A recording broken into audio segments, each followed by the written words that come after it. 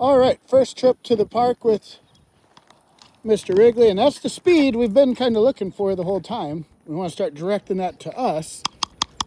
So I got the wet food going for me. So if we can get this speed and the food, we're going to be onto something here, because that's what we're looking for. And we just got here, and I kind of didn't know what to expect out of them. I was actually more expecting complete apathy like it's been at the house, but we're kind of getting a little bit of life here from them, which is good. The whole reason we're here is to try to start getting that. So I get the distance, the speed, the food. This is what we've been trying to get. So this is all looking really good. What I always come here to the park is you get inside the park and you just start measuring engagement. That's the scale you measure everything on, engagement. Does the dog even want to be by you? So I like to always start off in a fenced-in park. So we're at a skate park here. Start off at a fenced-in park and just measure engagement. And he goes off to sniff one thing. I take off the other way. Get that speed coming back to me. Food.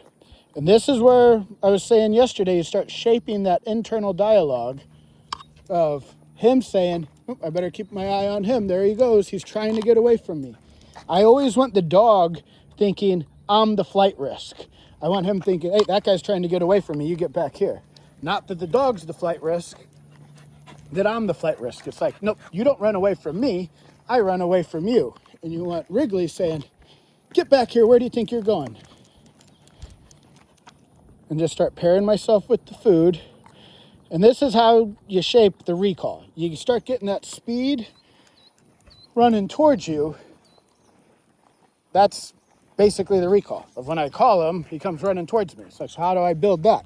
Well, I first got to get speed and get him running towards me. Then we can start adding his name into it. And that's where the e-collar comes in. That's where we start pairing a vibration with the running towards me. And we'll get to all that. That's probably coming up in the next day or two.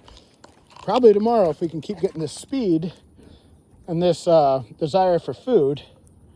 We're going to try to capitalize on this and start installing a recall and start conditioning that e-collar as soon as we can. We kind of been at a standstill. So if he goes that way to that guy, I take off this way. And then he says, whoa, where do you think you're going? Back to me. If he wants the food, great. If not, you're lost, buddy. I'm out of here. And then you get him to say, whoa, wait a second.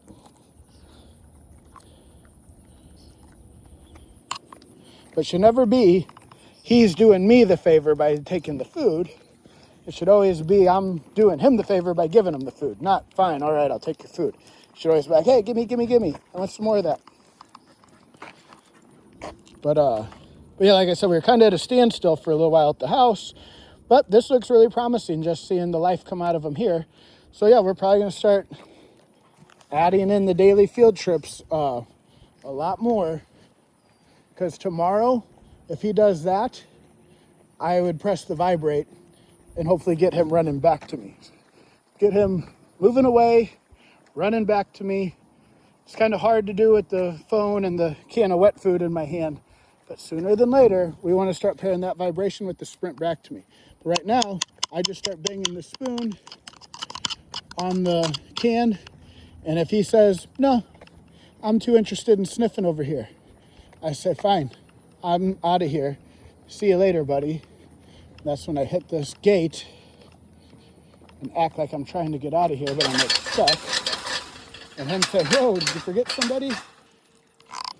So that's the strategy. We'll be here for a little bit longer doing this, but we kind of just wanted a short window getting here. But there's a lot to work with. So this was a big step. I'm glad we came here today. So we will be back tomorrow and see how that looks tomorrow.